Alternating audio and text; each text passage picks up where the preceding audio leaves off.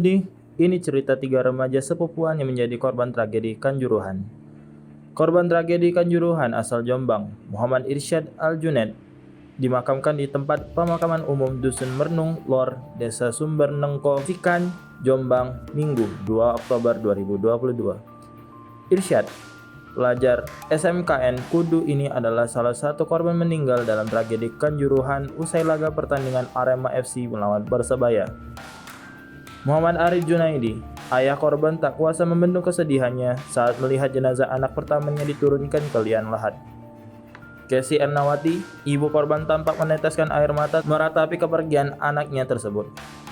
Arif mengaku masih tak percaya anaknya meninggal dalam musibah Kanjuruhan. Saat kejadian itu, dia sedang bekerja di Tulungagung. Mendapat kabar, Irsyad belum pulang dari menonton pertandingan Kanjuruhan. Menurut dia, keluarga dibantu relawan mahasiswa mencari hingga akhirnya mendapati korban di RS Wafa Husada, Malang. Ia menceritakan Irsyad ikut bergabung dalam fans Aremania Megalu, Jombang, dan seringkali menonton laga di Kanjuruhan. Korban sebelumnya berangkat bersama adik kandungnya, M. Yazid Novel, mengendarai motor Vario dari Jombang menuju Malang pada Sabtu pagi. Setibanya di Malang, Irsyad bersama 2 saudara sebayanya, yakni 1 pria dan 1 wanita, menuju Stadion Kanjuruhan.